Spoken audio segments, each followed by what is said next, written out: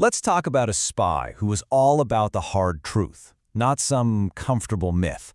I mean, this was a guy whose real-life spy work, well, it didn't exactly save the world, but what it did do was completely change how we see it. This is the story of the spy who told no lies. So, when you hear the word spy, what pops into your head? Probably James Bond, right? Tailored suit, cool gadgets, maybe Jason Bourne in some insane car chase. It's this world of, glamour, impossible tech, and these crystal clear missions where the fate of the entire world is on the line. But that's the fantasy. But the most realistic spy in all of fiction, the one who actually captured the soul-crushing reality of the job, yeah, that guy wasn't just made up. He was created by a man named William Somerset Maugham. And if that name sounds familiar, it's because he was one of the most famous authors of the 20th century. Here's the kicker, though. He wasn't just guessing what spying was like. He was writing what he knew, because during World War I, he was a real-life intelligence agent for the British. Okay, so how on earth does a literary superstar end up in the shadowy world of espionage? Well, as it turns out, the very things that made him a brilliant writer also made him the perfect spy. And you have to understand, for British intelligence, Maugham wasn't just a good candidate. Oh no, he was the ideal recruit. And the crazy part? It was because of his fame, not in spite of it. Which kind of makes you wonder, right? What are the qualifications for that line of work? Is it all about being some kind of chameleon, blending into the background? Or is it something else entirely? For Maugham, his literary skills were his espionage skills. I mean, just think about it for a second. The guy was already a world traveler. He was fluent in multiple languages, like French and German. He could move easily in those high society circles with diplomats and aristocrats. But his real superpower? It was his writer's eye, that sharp, almost clinical way he could just watch people and understand their weaknesses. So his fame became the ultimate cover. I mean, who's going to question a world-famous author? He could go anywhere, ask all sorts of probing questions, or just sit in a cafe and watch people, and nobody would suspect a thing. He was literally hiding in plain sight, perfectly camouflaged by his own celebrity.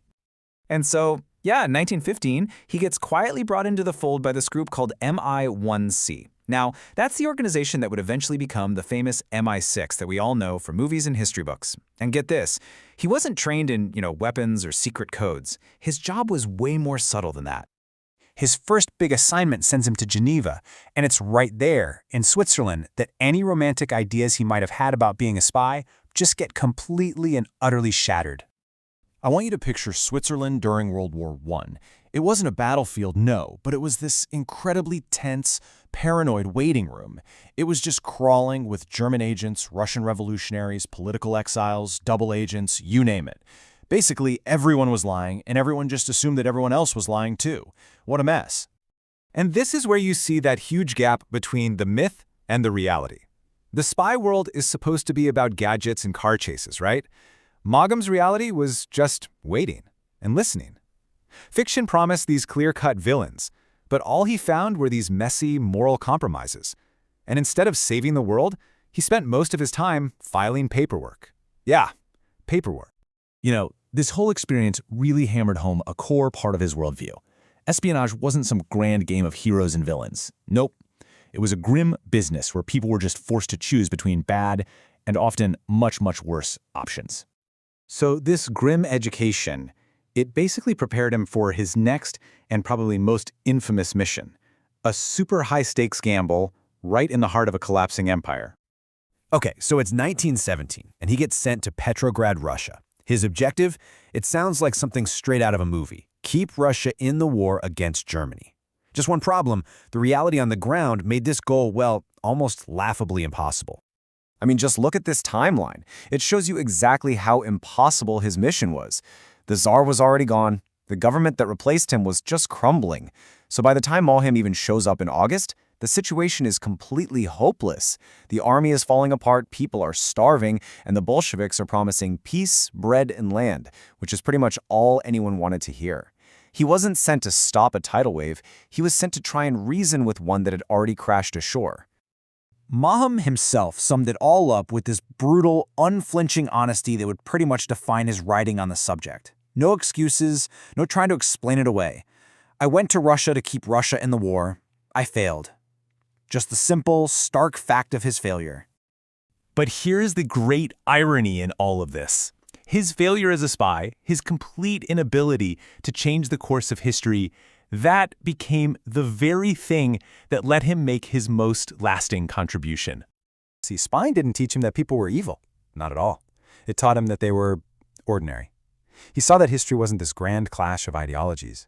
No, it was pushed along by much more basic human things: fear, vanity, simple fatigue, and just plain old self-interest. And he poured all of this disillusioned insight into his book from 1928 Ashendon.